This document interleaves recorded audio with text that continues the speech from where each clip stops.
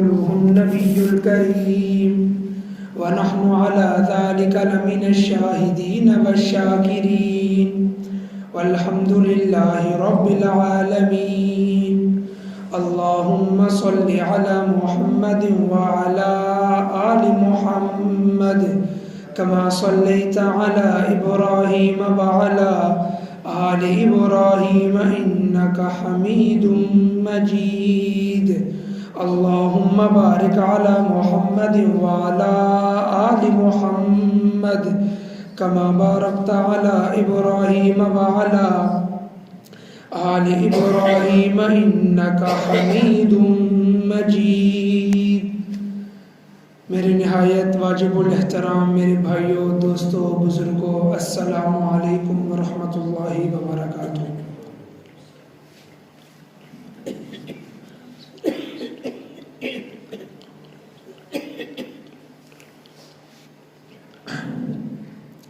جیسا کہ آپ حضرات کو معلوم ہے کہ یہ رمضان المبارک کا دوسرا جمعہ ہے۔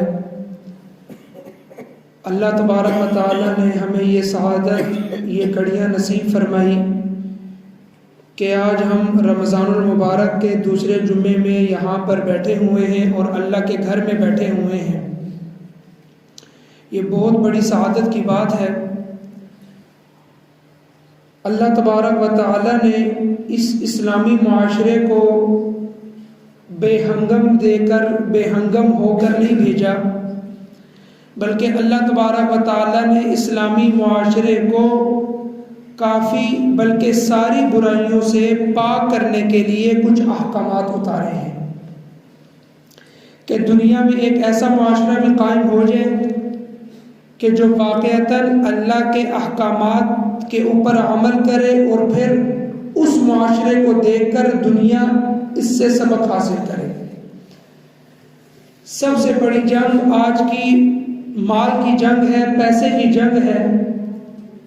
تو پیسوں کے بارے میں ہمیں دین اسلام نے خالی نہیں چھوڑا، یہ نہیں کہا کہ صرف اور صرف ہم نماز روزہ اسی کو اپنی زندگی میں ادا کرنا شروع ہو جائے تو ہمارا دین اسلام پر عمل ہو گیا، نہیں، بلکہ اللہ تبارک و تعالی نے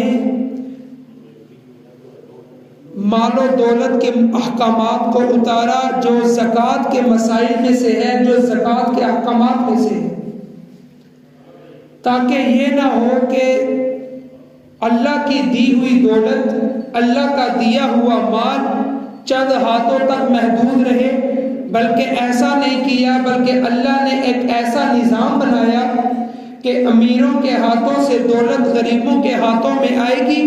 جب غریبوں کے ہاتھوں میں آئے گی اور امیر بھی خریداری کرے گا، غریب بھی خریداری کرے گا، تو اس طرح ایک اسلامی معیشت بہتر ہو سکے گی اور ایک اسلامی معیشت نیا رنگ لا سکے گی اور ایک نئی اسلامی معیشت اللہ تبارک و تعالیٰ کے دیے ہوئے احکامات پر عمل کرتے ہوئے بہترین معیشت کہلائے گی۔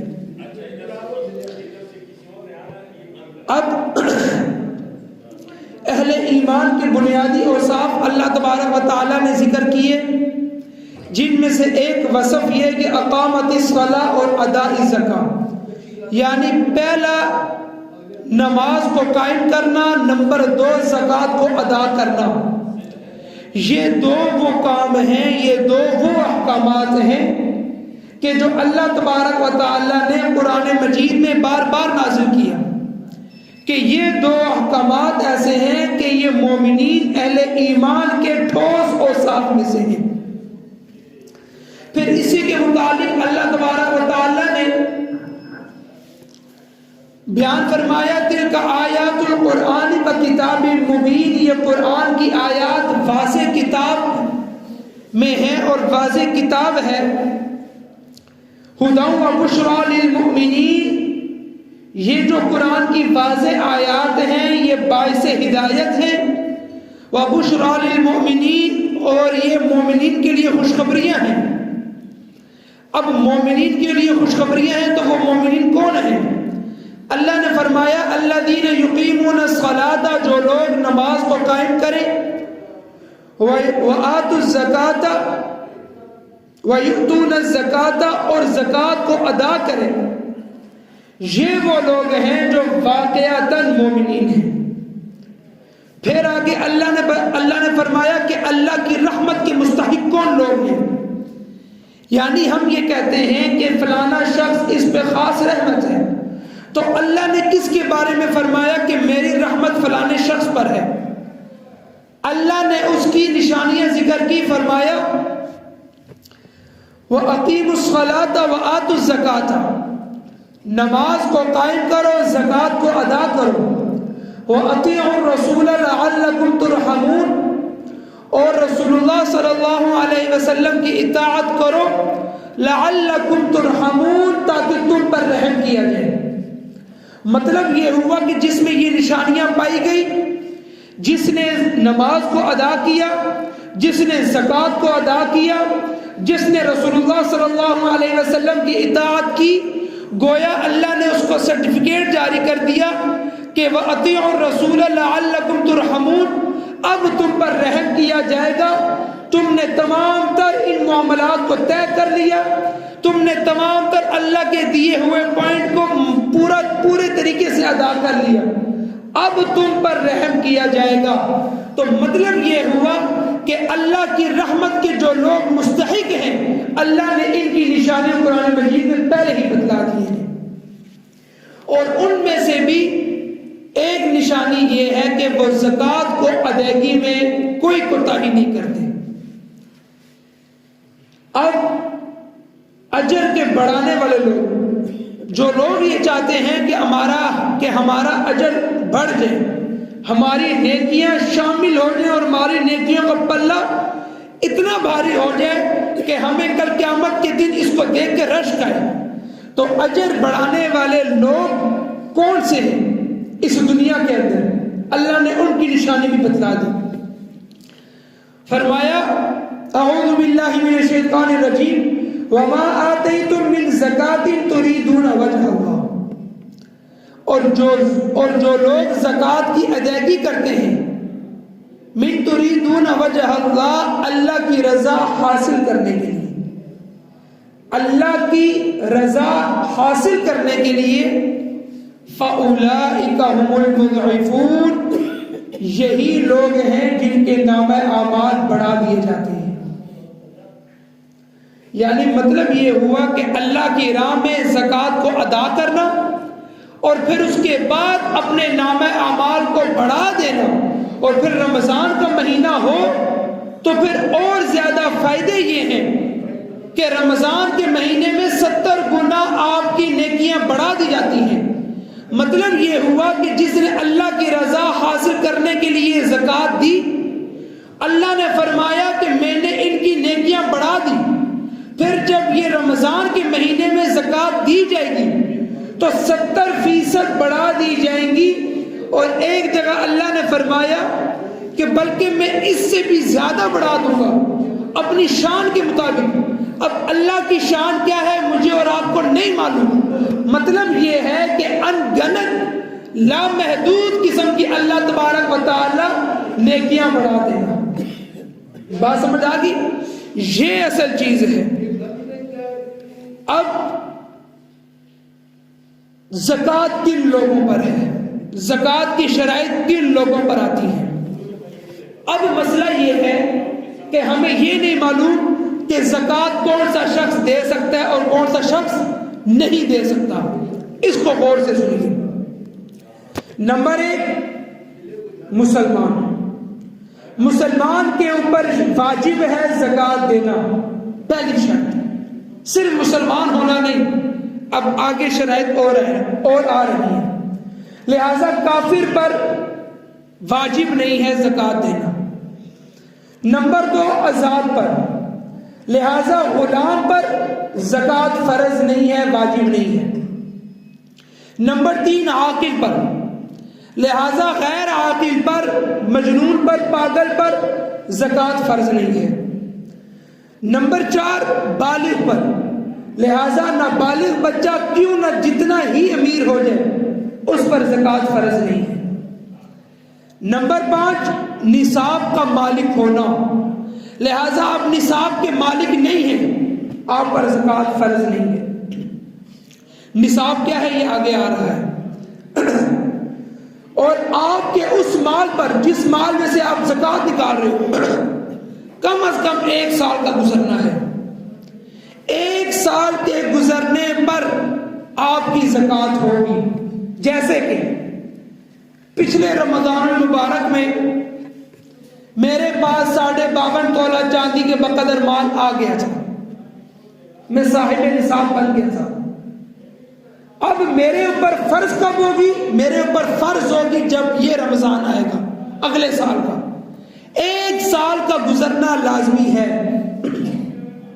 زکوٰۃ دینی ہے، سال کا گزرنا لازمی ہے۔ نمبر 6 ہو چکا۔ نمبر 7 وہ مال ایسا ہو کہ جو کہ مال بڑھنے والا ہو، جو کہ مال کی بڑھوتری ہوتی رہے، اور وہ 4 قسم کے اموال ہیں۔ نمبر 1 سونا، نمبر 2 چاندی، نمبر 3 نقدی، اور نمبر 4 مال تجارت۔ یہ وہ 4 قسم کے اموال ہیں کہ جن کا ذکر احادیث میں آیا ہے، جن کے مطابق اور جن میں سے ہم نے زکوٰۃ نکالنی ہے۔ یہ تو شرائط ہوگی کہ کن لوگوں پر زکوٰۃ فرض ہے، واجب ہے۔ اب دیکھیے کہ نصاب کا مالک کون ہوگا، صاحب نصاب کون ہے۔ یہ بہت ضروری مسئلہ ہے، اکثر لوگ یہ مسئلہ پوچھتے ہیں، لہٰذا یہ ابھی سے غور سے سن لیں کہ ہم مسلمانوں میں سے صاحب نصاب کون ہے۔ نمبر 1 جس کے پاس 7.5 تولہ سونا موجود ہو، 7.5 تولہ سونا موجود ہو، نمبر 1۔ نمبر 2 جس کے پاس 52.5 تولہ چاندی ہو یا اس کی قیمت کے برابر ہو۔ پہلی شرط کیا تھی کہ صاحب نصاب ہونے کے لیے پہلی شرط یہ ہے کہ آپ کے پاس سونا 7.5 تولہ سونا ہو یا اس کے بقدر آپ کے پاس قیمت ہو۔ اسی طریقے سے یا تو آپ کے پاس 52.5 تولہ چاندی یا اس کے بقدر قیمت ہو، یہ 2 شرائط ہوگی۔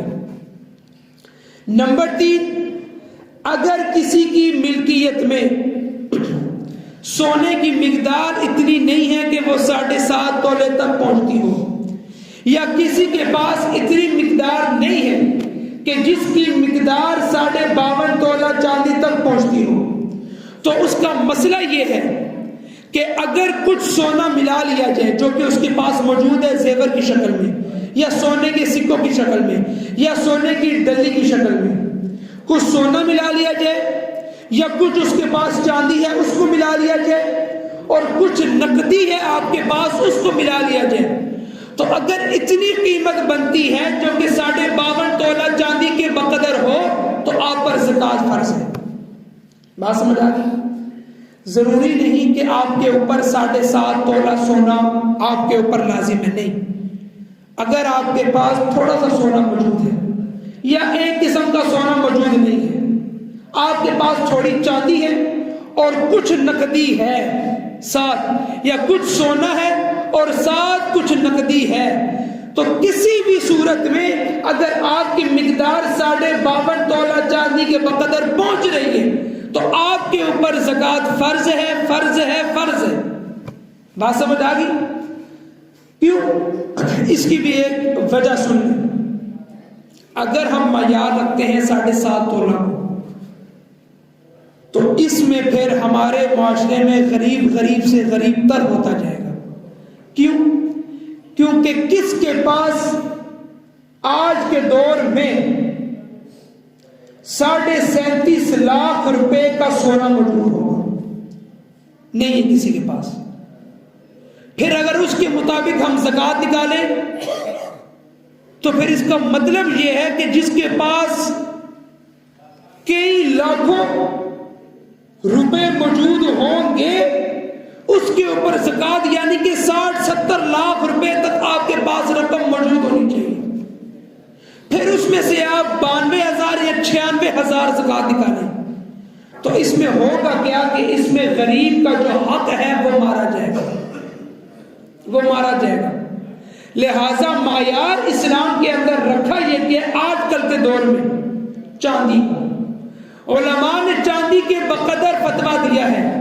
جس کے پاس چاندی کے بقدر 52.5 تولہ چاندی کے بقدر مال موجود ہے، نقدی کی صورت میں، مال تجارت کی صورت میں، سونے کی صورت میں یا چاندی کی صورت میں، یہ چاروں کو ملا کر اگر 52.5 تولہ چاندی کے بقدر آپ کے پاس مال ہے تو آپ اسلام کی تاریخ میں، اسلام کی تاریخ میں آپ صاحب نصاب ہیں.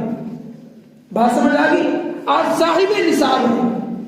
پھر آپ کے اوپر نہ زکوٰۃ بنتی ہے کہ آپ کو زکوٰۃ دی جائے، بلکہ آپ کے اوپر لازم یہ ہے کہ آپ نے زکوٰۃ ادا کرنی ہے. یہ اصل مسئلہ ہے. بات سمجھ آ گئی؟ اب مال تجارت کیا ہے یہ بھی سن لیجئے. یہ تعریف بڑی ہی زبردست ہے تو آپ کو آسانی ہوگی آپ کے نزدیک آپ کو سمجھنے میں.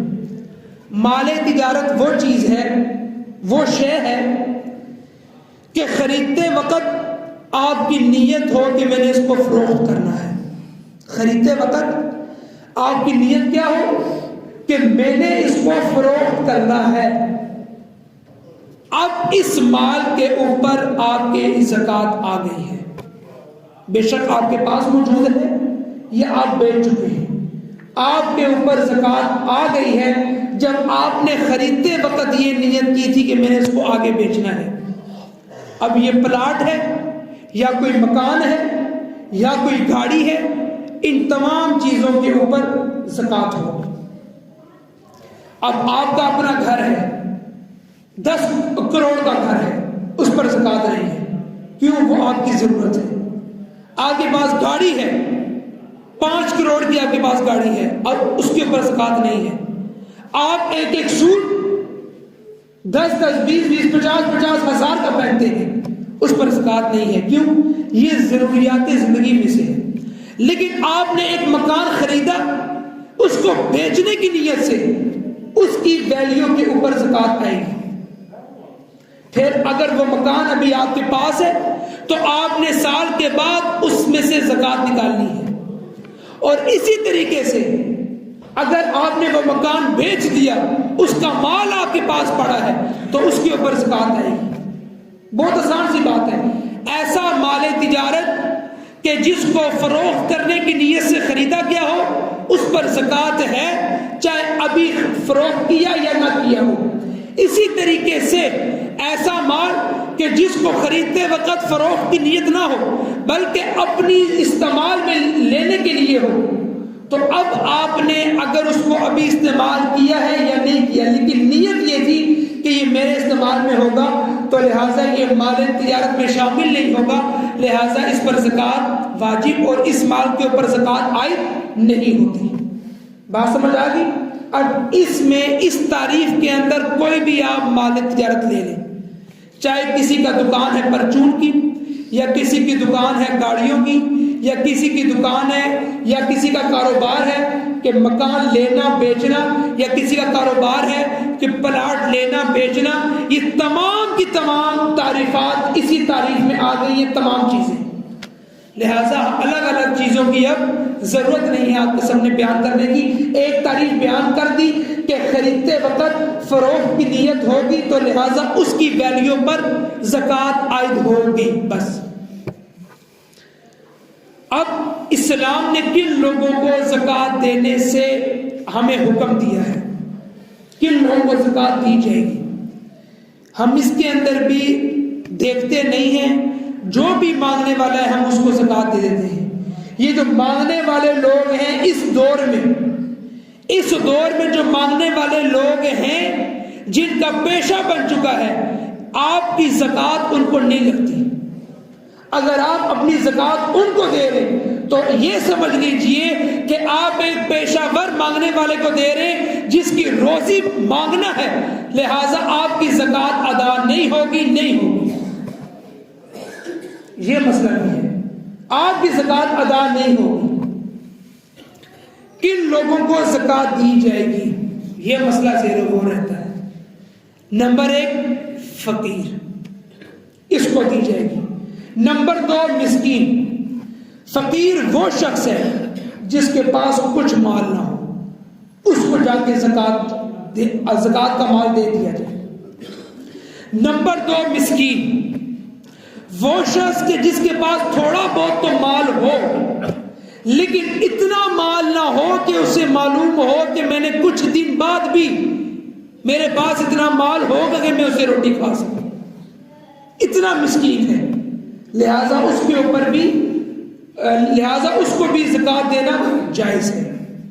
یہ وہ ہے جو کہ اسلام نے بیان کیا ہے، انما الصدقات للفقراء والمساکین والعاملین علیہا والمؤلفۃ قلوبهم وفی الرقاب والغارمین وفی سبیل اللہ وابن السبیل۔ یہ 8 کے 8 لوگ اللہ نے قرآن میں ذکر کیے ہیں جن کو زکوٰۃ دینا جائز ہے آپ کے اوپر۔ نمبر 1 فقیر، نمبر 2 مسکین، ان دونوں میں فرق کیا ہے آپ کے سامنے معلوم ہو گیا ہے۔ نمبر 3 حاملین زکوٰۃ۔ عاملین زکوٰۃ وہ لوگ ہیں کہ جن کو ریاست نے مختص کیا ہو کہ آپ نے جا کر زکوٰۃ فلانے شخص سے لینی ہے، فلانے علاقے میں آپ کی ڈیوٹی ہے، اس پورے مہینے میں آپ نے اس علاقے میں جا کے زکوٰۃ کی کلیکشن کرنی ہے، تو لہٰذا ان کی تنخواہیں بھی انہی زکوٰۃ کے اموال میں سے دی جائیں گی جو اس ریاست کی بیت المال میں جمع ہوں گی۔ چونکہ یہ اسلامی ریاست جو کہ ٹھوس ریاست ہے اس میں یہ قانون نافذ ہوتا ہے، بہرحال پاکستان میں یہ قانون ہے نہیں، تو لہٰذا یہ شرک ختم ہو گئی۔ بات سمجھ آ گئی؟ آج کل کون آ کے ہم سے زکوٰۃ دیتا ہے، لہٰذا یہ چیز غلط ہے، لہٰذا ابھی آج کل کے دور میں یہ عاملین زکوٰۃ نہیں ہے، لہٰذا ہم اس کو اسکپ کر دیتے ہیں۔ نمبر 4 نو مسلم، نیا مسلم جو کہ نیا مسلمان ہوا ہو، اس کو پختہ رکھنے کے لیے، اس کو اس دین کے اوپر قائم رکھنے کے لیے آپ کے اوپر لازم ہے کہ آپ اس کو زکوٰۃ ادا کریں۔ آپ کے اوپر جو ہی زکوٰۃ فرض ہوئی ہے آپ فوری طور پر جا کر اس کو زکوٰۃ کی کچھ مال دے دیں، تو وہ خوشی خوشی بولے گا کہ یہ کتنا بہترین معاشرہ ہے جہاں پر ہم جیسوں کو بھی پوچھا جاتا ہے۔ لہذا زکوٰۃ ایسے شخص کو بھی دی جائے گی جو نیا اسلام میں داخل ہوا ہو۔ والمؤلفۃ قلوبہم، پھر وفی الرقاب، 5ویں غلام کو زکوٰۃ دینا۔ کیوں؟ غلام کو زکوٰۃ اس غرض سے دینا تاکہ یہ غلامی سے نکل جائے۔ یہ بھی آج کل کے دور میں نہیں ہے، یہ بھی اس دور میں تھا کہ جس دور میں ایک ریاست قائم تھی، ایک اسلامی ریاست قائم تھی، اور جہاں پر اسلامی احکامات کا بول بالا تھا اور جہاں پر غلاموں کا تصور تھا بھی، تو اس معاشرے میں یہ چیز تھی کہ غلاموں کو آزاد کرنے کے لیے بھی اور کروانے کے لیے بھی لوگ زکوٰۃ کے مالوں میں سے اپنے اموال خرچ کر دیتے تھے، لہٰذا اسلام نے اس کو ایڈ کیا کہ تم زکوٰۃ کے اموال میں سے غلاموں کو آزاد کر سکتے ہو، تمہارے اوپر لازم ہے۔ یہ ہوگی 5 شکلیں جن کو آپ نے زکوٰۃ دینی ہے۔ نمبر 6 مقروض شخص۔ نمبر 6 مقروض شخص جس کے اوپر قرضہ ہے، بے شک اس کی اتنی تنخواہ ہے کہ فی الحال وہ اپنے بیوی بچوں کا پیٹ پالنے کے قابل ہے یا وہ مزدوری کر کے پال رہا ہے، لیکن آپ کو معلوم ہے کہ یہ شخص واقعتاً مجبور ہے، مشکل سے پال رہا ہے، اور وہ 2.5 سے 3 لاکھ 4 لاکھ جتنا بھی مقروض ہے وہ مقروض بھی ہے اور اس کا گزارا بھی مشکل ہے، تو آپ پر لازم یہ ہے کہ اگر وہ آپ کے پڑوس میں ہے یا وہ آپ کے رشتہ داروں میں ہے تو آپ پر لازم ہے کہ آپ اپنی زکوٰۃ کے اموال میں سے ایسے مقروض شخص کو آپ نے قرضے کی صورت میں نہیں بلکہ زکوٰۃ کی صورت میں آپ نے اس کو مال دینا ہے۔ اور زکوٰۃ دینے والے کی پہلی شرط یہ ہوتی ہے کہ وہ زکوٰۃ اگلے کو مالک بنانے کے لیے ہوتی ہے۔ جیسے کہ اگر مثال کے طور پر میں نے کسی شخص کو مال دیا، تو جب میں نے اس کو مال دیا اب میں اسے لے نہیں سکتا۔ زکوٰۃ کی شرط یہی ہے کہ زکوٰۃ اگلے کو مالک بنانے کے لیے دی جاتی ہے۔ میں نے پیسے دیے، اب وہ اس کا مالک ہے، اب میں اسے واپس نہیں لے سکتا۔ بات سمجھ آ گئی؟ اگر وہ مجھے اپنی خوشی سے دے تو وہ میرا ہی مال جو میں نے اس کو دیا زکات کی صورت میں، وہ اپنی مرضی سے اس مال میں سے اگر دینا چاہے تو مجھے دے سکتا ہے، اب وہ اس کا مال ہے۔ لہذا اسلام نے اس کی شرط لگائی ہے کہ زکات میں جو مال آپ نے ادا کر دیا، آپ نے اگلے کو اس کا مالک بنا دیا ہے۔ تملیک، ملکیت دینا اگلے کو لازمی ہے، یہ نہیں اباحتی طور پر کہ چلو میں نے مال دے دیا، اگر مجھے ضرورت پڑی تو میں دوبارہ بھی لے لوں گا، نہیں۔ ایک دفعہ مالک بنا دیا گیا، آپ نے اس کو مالک بنا دیا اپنے زکات میں، زکات کے مال میں، اب آپ اس سے لے نہیں سکتے۔ بات سمجھ آ گئی؟ یہ ہے نمبر 6 چیزیں پوری ہوگی کہ مکروہ شخص۔ نمبر 7 فی سبیل اللہ۔ فی سبیل اللہ شخص کو بھی جو کہ اللہ کے راستے میں نکلا ہوا ہے، اب وہ مجاہد ہے، وہ اللہ کے راستے میں قتال کرتا ہے، اللہ کے راستے میں جہاد کرتا ہے، کفار کو مارتا ہے، مسلمانوں کو نہیں مارتا، یہ شرط ہے۔ آج افسوس کی بات یہ ہے کہ 2 اسلامی ملک جنگ کی حالت میں ہیں اور افراتفری کی صورت میں ہیں، یہ افسوسناک بات ہے۔ یہاں سے حملہ ہو تو نعرہ تکبیر بلند ہوتا ہے، وہاں سے حملہ ہو تب بھی نعرہ تکبیر بلند ہوتا ہے۔ مسئلہ اس بات کا یہ ہے، لیکن پہلے حملے کرنے والے نے ان دونوں ریاستوں میں جس نے پہلا حملہ کیا کل، اس نے اپنے آپ کو ظالموں میں شمار کر دیا ہے، اب اس کو جواب دیا جا رہا ہے۔ لہذا ابھی بھی اگر ہو سکے تو ہوش کے ناخن لیے جا سکتے ہیں، لیکن یہود کیوں دیکھے کہ یہ دونوں آرام سے بیٹھے؟ عیسائی کو کیا حرج ہے کہ وہ آرام سے بیٹھے؟ جب پہلی جنگ آزادی میں کئی کروڑ، 6 کروڑ کے لگ بھگ یورپین نے، کفار نے اپنی جانیں دی تھی، 6 کروڑ کے لگ بھگ۔ آج بھی 6 کروڑ کئی ممالک کی آبادی ہے، کئی ممالک آتے ہیں کہ جن کی آبادی 20 لاکھ 30 لاکھ 40 لاکھ 60 لاکھ 70 لاکھ 1 کروڑ 1.5 کروڑ، کئی ممالک آتے ہیں ان 6 کروڑوں میں۔ اتنی جانیں دی تھی، پھر اس کے بعد وہ مل بیٹھ کے طے کیا کہ ہم اپنے آپ کو ہی مار رہے ہیں، کیوں نہ اب ایسا کیا جائے کہ یہی جنگیں مشرق وسطیٰ میں لائی جائیں جہاں اسلامی ممالک ہیں۔ آج دیکھ لیجیے کہ مسلمان کے گریبان کو پکڑے ہوئے ہیں۔ لہذا افسوسناک بات ہے، اللہ تبارک و تعالیٰ سے دعا ہے کہ اللہ تبارک و تعالیٰ ان دونوں ممالک کے لوگوں پر رحم فرمائے، عافیت والا معاملہ فرمائے۔ یہ نتائج اچھے نہیں ہیں، یہ دونوں ممالک کے لیے نقصان دہ ہوں گے اور خطرناک قسم کے نقصان دہ ہوں گے۔ بہرحال اللہ تبارک و تعالیٰ عافیت والا معاملہ فرمائے۔ رات سے دیکھ کر ایک عجیب سی حیرانگی ہے اور دل افسردہ ہے کہ کیسے مسلمان ایک دوسرے کے خون کے پیاسے اتنے ہو سکتے ہیں، کیسے؟ بہرحال کیا کہا جا سکتا ہے۔ نمبر 7 ہے فی سبیل اللہ، جو کہ اللہ کے راستے میں جہاد کرے اور کفار کو مارے، کفار کو، ان کو زکات دینا جائز ہے۔ اور اسی طریقے سے جو اللہ کی راہ میں لوگ نکلے ہوئے ہیں مدارس کی شکل میں، جہاں پر اللہ کی توحید، نبی کی رسالت پڑھائی جاتی ہے، جہاں پر سمجھ لیجیے آپ کا دین محفوظ ہے، ان اداروں کو زکات دینا جائز ہے۔ بات سمجھ آ گئی؟ مدارس کو بھی زکات دینا جائز ہے۔ لہذا ہر وہ مدرسہ نہیں کہ جس کے بارے میں آپ کو معلوم بھی نہیں، اور نہیں جس کے بارے میں معلوم ہے کہ اس کا محتمم واقعتاً بچوں پر پیسہ لگاتا ہے، بچوں کا لائف سٹائل اچھا رکھا ہوا ہے، بچوں کی کلاسیں اچھی رکھی ہوئی ہیں، بچوں کو سہولیات دی جا رہی ہیں آپ کے زکات کے پیسوں میں سے، ان محتمین کو زکات دینا جائز ہے، لہذا ہر محتمم کو نہیں۔ آج کل بہت سارے مدارس قائم ہو چکے ہیں گلی گلی میں، لہذا دیکھ لیجئے کہ اگر محتمم کا اپنا لائف سٹائل چینج تو ہو رہا ہے لیکن بچوں کا لائف سٹائل چینج نہیں ہے، تو پھر آپ ایسے مدارس کو ڈھونڈیں جہاں پر واقعتاً آپ کو معلوم ہے کہ یہاں پر اللہ کے دین کی تعلیم واقعتاً صحیح معنوں میں دی جا رہی ہے۔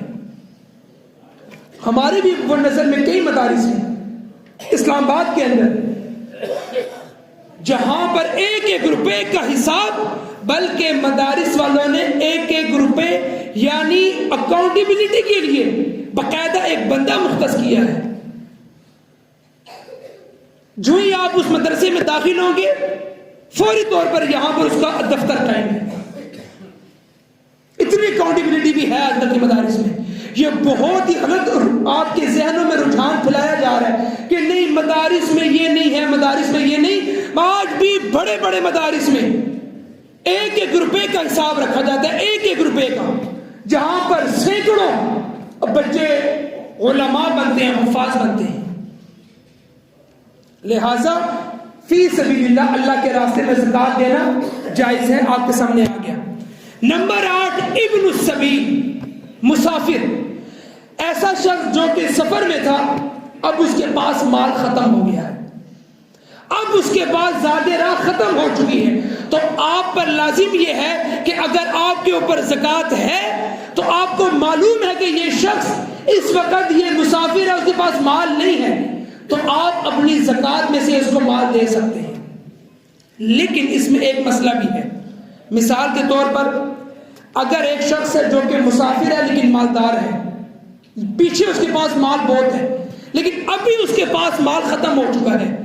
مثال کے طور پر ایک بندہ سندھ کے صحراؤں میں ہے، وہاں پر اس کا زیادہ راہ ختم ہے، اور مثال کے طور پر آپ وہاں پر ہیں اور آپ پر زکات بھی ہے، تو بے شک وہ مسافر پیچھے کروڑ پتی ہی کیوں نہ ہو، اس وقت وہ آپ کے مال کا حقدار ہے۔ آپ کے اوپر لازم ہے کہ ایسے شخص کو مال دینا جائز ہے اور وہ آپ کے مال کا حقدار ہے۔ لہذا یہ ابن السبیل، کن لوگوں کو مال دینا جائز نہیں ہے یہ سن کے تقریر ختم کریں۔ نمبر 1 غیر مسلم، کافر کو مال دینا زکات میں سے جائز نہیں ہے۔ نمبر 2 مالدار شخص کو، جس کے پاس مالدار، جس کے پاس اثاثے ہیں، اس کو زکات دینا جائز نہیں ہے۔ نمبر 3 مالدار باپ کی نابالغ اولاد، مالدار باپ کی نابالغ اولاد، مثال کے طور پر ایک باپ ہے، اس کے پاس کروڑوں کی جائیداد ہے، اس کا بیٹا نابالغ ہے، چھوٹا بیٹا ہے، اس کو زکات دے دی جائے؟ نہیں، اس کو زکات دینا جائز نہیں ہے۔ اسی طریقے سے بنی ہاشم و سادات، عباسی، علوی، فاطمی، حضرت عقیل کی اولاد سے، حضرت حارث کی اولاد سے، یعنی ان کو بھی آپ زکات نہیں دے سکتے جو اپنے آپ کو معاشرے میں عباسی کہہ رہے ہیں۔ بات سمجھ آ گئی؟ کیوں؟ کیونکہ زکات ایک ایسا مال ہے جو آپ کے مال کو پاک کرتا ہے، تو لہٰذا یہ آل محمد کو دینا جائز نہیں ہے، کیونکہ یہ گندگی ہے مال کی، یہ آپ کے مال کو صاف کرتی ہے، پاک کرتی ہے۔ لہٰذا علوی، فاطمی جو حضرت عقیل کی اولاد سے کہلوائے، حضرت حارث کی اولاد سے کہلوائے، اور جو اپنے آپ کو عباسی کہلوائے، یعنی کہ اپنے نام کے ساتھ عباسی کہلوائے، اس کو بھی زکات دینا جائز نہیں ہے۔ بات سمجھ آ گئی؟ اسی طریقے سے اصول و فروع میں زکات دینا جائز نہیں ہے، یعنی ولادت کے اندر اصول و فروع، جیسے میں ہوں، اب میرے اوپر جو اصول ہے وہ کیا ہے؟ باپ، دادا، دادی، پردادا، پردادی، میں ان کو زکات نہیں دے سکتا۔ اسی طریقے سے جو میرے آگے جو اولاد ہے، میرا بیٹا، بیٹی، پوتا، پوتی، نواسا، نواسی، میں ان کو بھی زکات نہیں دے سکتا، یعنی میں اپنے سے اوپر دادا، پردادا، باپ، دادی، پردادی، ان کو بھی زکات نہیں دے سکتا۔ اور اسی طریقے سے جو میرے آگے فروعات ہیں، میرا بیٹا، بیٹی، نواسا، نواسی، پوتا، پوتی، آگے جتنی اولاد ہے، میں ان کو بھی زکات نہیں دے سکتا۔ یہ میرے اصول و فروع میں آتے ہیں۔ اور نمبر 6 ہے میاں بیوی، ہیلا کر لینا۔ زکات فرض ہوئی، میاں بیوی کو زکات دیتے، اور جو بیوی پہ زکات فرض ہوئی بیوی نے میاں کو دے دی، یہ تو آپس میں کھیلتے رہیں گے۔ لہذا اس ہیلے کو ختم کرنے کے لیے اسلام نے حکم جاری کر دیا کہ میاں بیوی کو زکات نہیں دے سکتا اور بیوی میاں کو زکات نہیں دے سکتی، کیونکہ دونوں کا مال ایک ہے۔ لہذا یہ چیزیں ہیں تو ان کو زکات نہیں دی جاتی۔ اب جو لوگ زکات نہیں نکالتے، اللہ تبارک و تعالیٰ نے ان کے بارے میں قرآن مجید میں فرما دیا، اعوذ باللہ من الشیطان الرجیم والذین یکنزون الذھب والفضة، جو لوگ سونے اور چاندی کو جمع کرتے ہیں، ولا ينفقونها فی سبیل اللہ، اور اس کو اللہ کے راستے میں خرچ نہیں کرتے، فبشرہم بعذاب علیم، اے نبی ان کو خوشخبری دے دیجئے کہ اب ان کے اوپر دردناک عذاب آ کے رہے گا۔ ساتھ ہی فرمایا یوم یحمى علیہا فی نار جہنم، کہ تبتے ہوئے دن ان کو جہنم کی آگ میں، فی نار جہنم فتقوی بہا جباہہم، کہ ان کو جو آگ کی تپش ہے، ان کو جو آگ کی تپش ہے اس کو فتقوی بہا جباہہم وجنوبہم وظہورہم، ان کی پیشانی اور ان کی پیٹھوں پہ لگائی جائے گی۔ تبتے ہوئے انگاروں کی ضربیں ان کی پیٹھوں پر اور ان کی پیشانی پر لگائی جائیں گی۔ ھذا ما کنزتم لانفسکم، جب فرشتے آپ کی جو آپ نے زکات نہیں دیا اسی مال کو جہنم کی آگ میں پگھلا کر جب پیشانی اور پیٹھ میں لگائی جائے گی، ساتھ ہی فرشتے کہیں گے ھذا ما کنزتم لانفسکم، یہ ہے وہ تمہارا مال جو تم اپنے لیے جمع کرتے تھے۔ ساتھ ہی فرمائیں گے فذوقوا ما کنتم تکنزون، اب چکھو اس مال کا بدلہ جو تم نے اکٹھا کیا اپنے پاس۔ یہ اللہ تکلیف دے گا ان لوگوں کو جو آج کے دور میں زکات نہیں نکالتے۔ اب دیکھ لیجئے، بغور دیکھ لیجئے اپنے اندر، زکات ہے تو نکال لیجئے، اگر موت آ گئی اگلی دفعہ زکات دینے سے پہلے تو اللہ نے اس چیز کا وعدہ کیا ہے، اس کا مطلب یہ ہے کہ جس نے زکات نہیں دی تو اللہ کی قسم اس کا بدلہ ایسا ہی ہوگا جیسے اللہ نے سورہ توبہ میں فرمایا ہے۔ اللہ